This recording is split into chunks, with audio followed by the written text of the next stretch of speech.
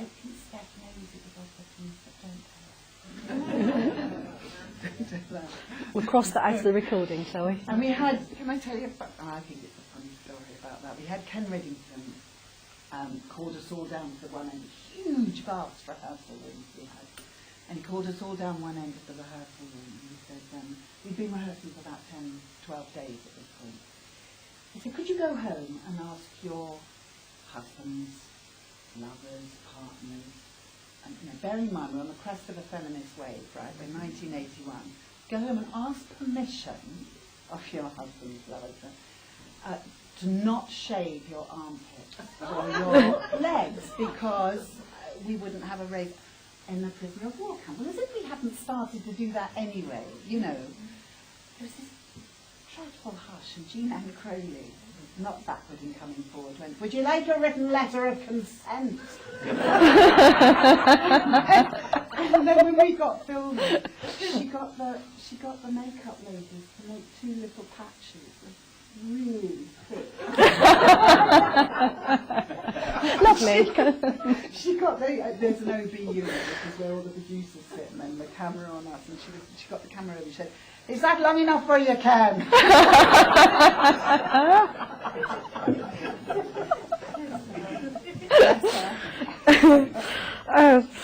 Well, some of that was actually recorded in the South Coast, or most of it. But the first 2 episodes were actually recorded in Singapore, weren't they? Yes. In the place itself, yes, which must have been extremely emotive. Well, I didn't get there, did I? No. Only the rich ones got there. You know, they had a wonderful time. I have to say, I have never laughed so much on a job in my life. I think because it was all women and because the subject matter was so agonising.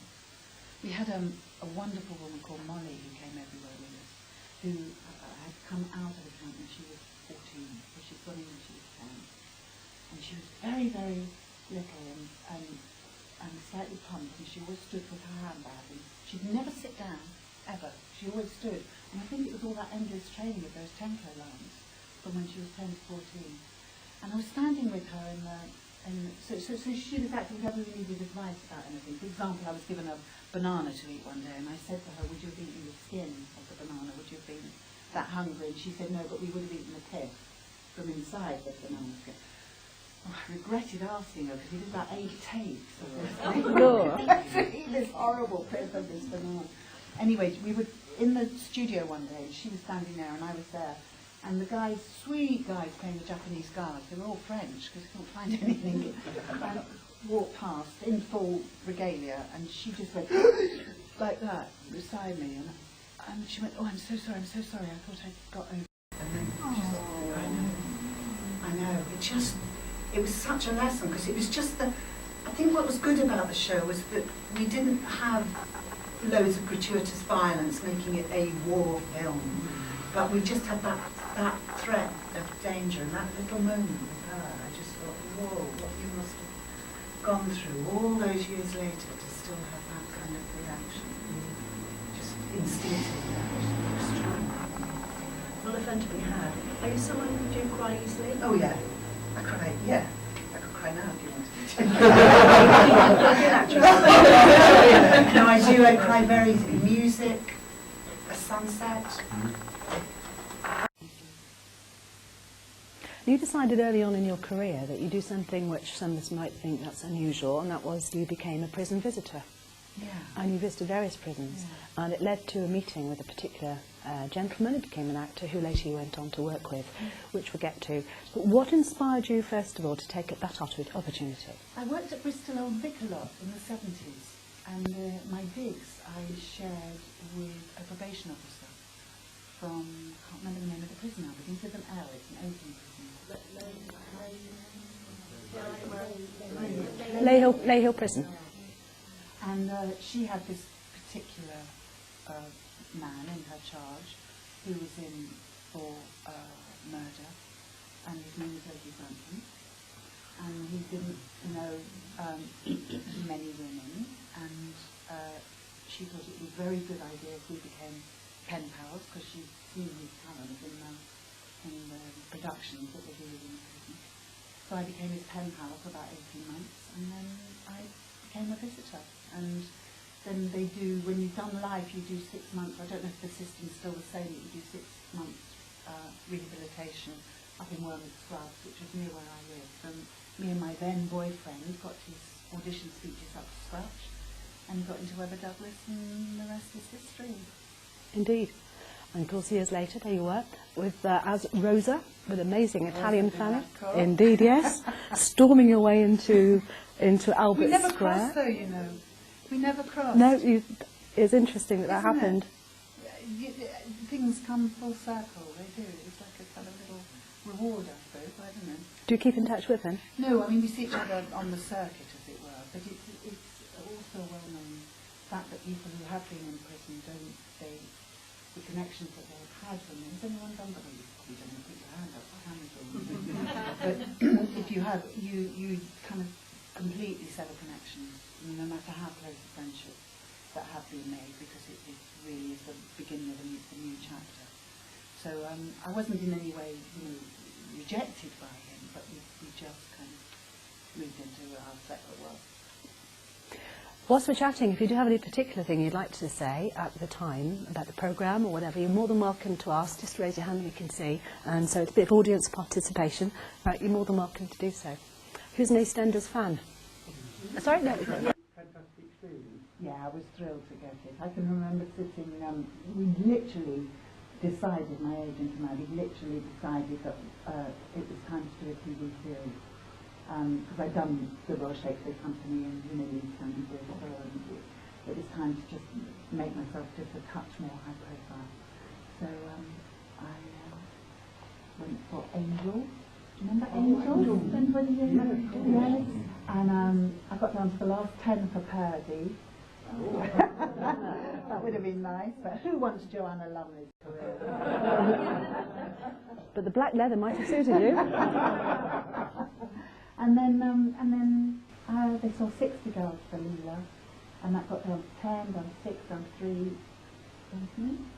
No, it's really cool. I mean, I enjoyed you. Thank you. Well, really, what I can't remember, which doctor was it? Tom Oh, Baker. Tom Baker. And we're reprising those roles at the minute for audio, for Big Finish. Anybody here listen to Big Finish? Yeah, Big Finish audio. So. Brilliant. Thanks very much. Thank you. That was an amazing opportunity, and Leela was quite a character too, wasn't she? Yeah. She was out for it. But I thought bit of a barbarian warrior, and there were you. I thought I was going into a kids' TV series, and it's completely naive of me. Of course, if you put someone in a leather leotard and they go on after the football results, there's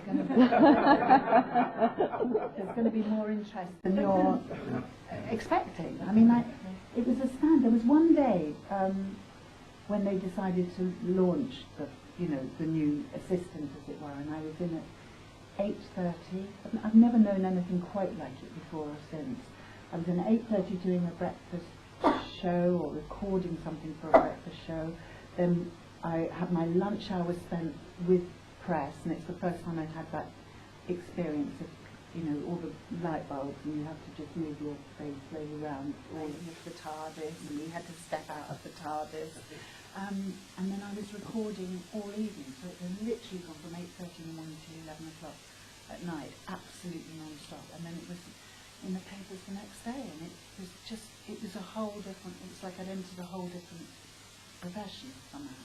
And that will stay with you forever, won't it? 14 months, I think, you were with the series itself, yes. But that's a while ago. But even now, the effect is still there, conventions around the world. We had mail drops for you today when you arrived at the Arts Centre. The audio work I'm doing now is all Doctor Who related. I've been invited to Sydney, Melbourne and Auckland this year, Los Angeles next year. It's all Doctor Who related. And I'll be taking my one-woman show over to LA, which I'm thrilled about. So, thank you. It's all coming together nicely, isn't it? Yeah. It's something, as you say, it was a children's type of production. And if you look at some of the monsters, I got scared stiff one day when I saw this sort of red type of lobster creeping its way across the floor. And I was more scared of this than the TARDIS. And even though I could see the little bit of string that was pulling it, which you could, couldn't you? And at that point, but I was still scared stiff of this thing. There was just something about Doctor Who, isn't there? Yes. But I think what it does, it just lets you live in another world. It just gives you permission. It's got its rules. It's got its scaffolding set of instructions about how it works. and but within that you can go anywhere, do anything, and it's always moral, isn't it? It's always the good winning over evil. So It's only recently that we had a kiss. I'm not sure about the kiss. I'm not sure. Have you tested them more what it's like to work with Tom Baker? Because I know he can be a bit prickly and hard to work with. God, it's a question that comes up over and over again. As I say, I'm working with him now, and I'm having the most wonderful time. He's an absolute pussycat. He's so... I never thought these words would be coming out of my mouth. What did he change? Well, I think he mellowed, you know. I just think he mellowed. He was impossible to work with. He was.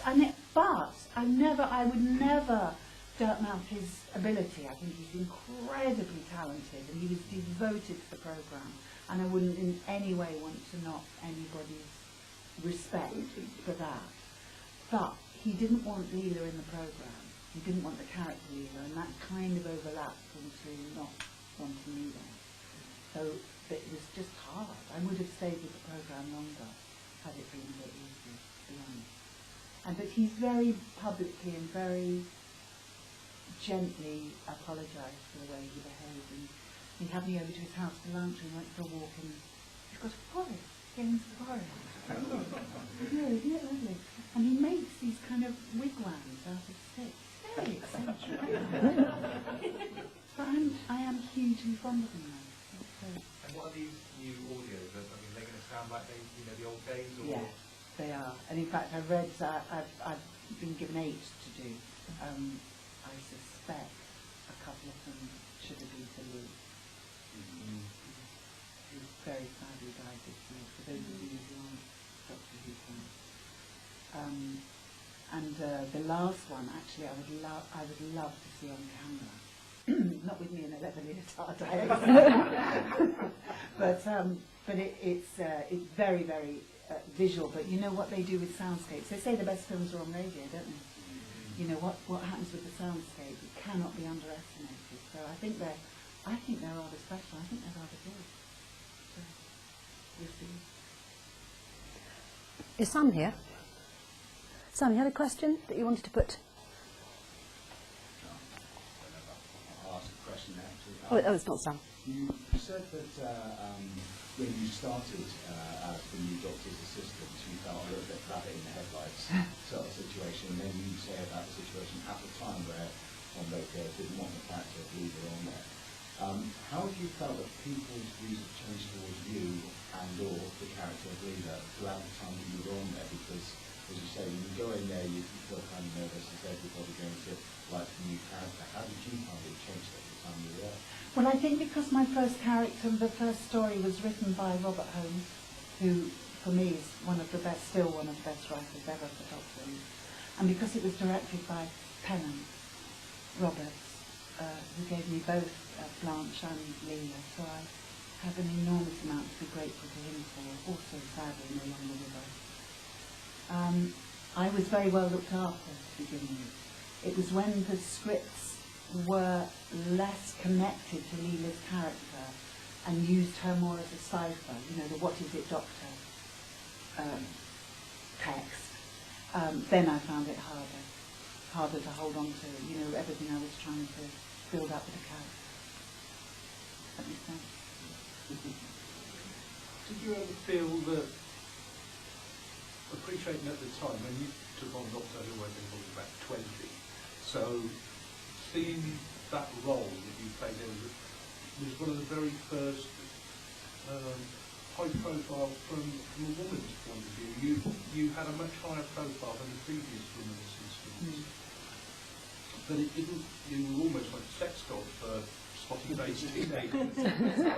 I helped many a young man through a difficult phase. That will be part 2 of our discussion. 2 questions then. One, did you keep the leather gear? And what was the second?